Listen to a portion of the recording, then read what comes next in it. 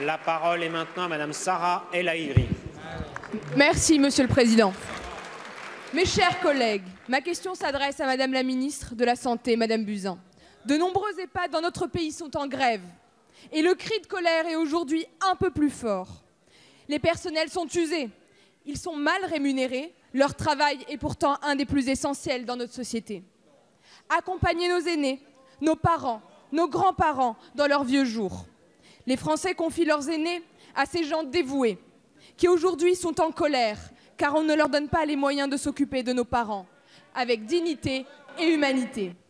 Le système de calcul des aides, avec le barème des GIR, pousse à augmenter la dépendance de nos aînés pour avoir plus de moyens pour fonctionner. Vous vous rendez compte, Madame la Ministre, là où un personnel soignant aimerait accompagner un ancien à la salle à manger en lui tenant le bras, ce qui lui permettrait de garder un peu plus de mobilité, eh bien en France, notre système incite à mettre cet ancien dans un fauteuil roulant et perdre ainsi en autonomie.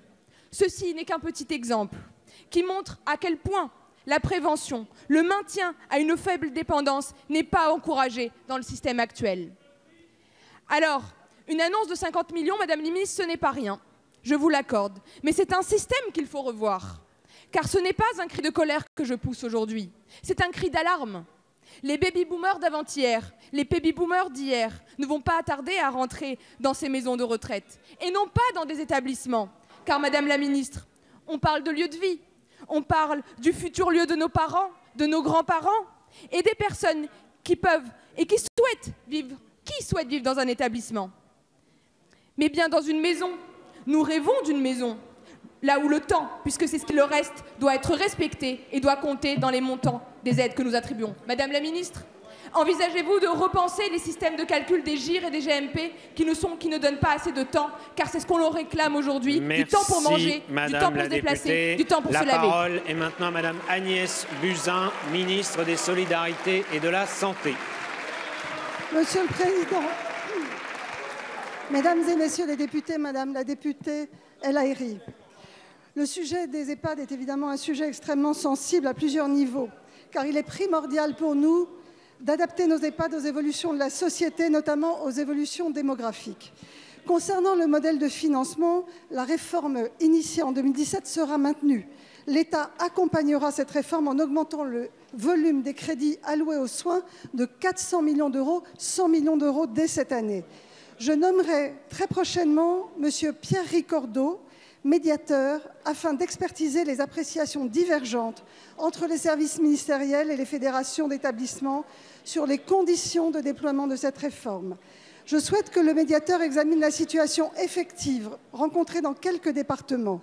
À partir des conclusions du médiateur, je me garde la possibilité d'arbitrer sur la base de toutes les mesures qui pourront s'inscrire après débat et avec l'ensemble des partis dans le sens d'une amélioration de la simplification de la réforme et de sa lisibilité.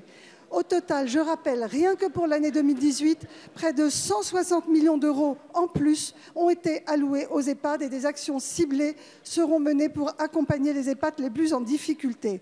J'ai demandé en parallèle aux agences régionales de santé, en lien avec les conseils départementaux, d'examiner de façon prioritaire la situation des EHPAD repérés, en vue notamment de leur apporter un soutien financier exceptionnel.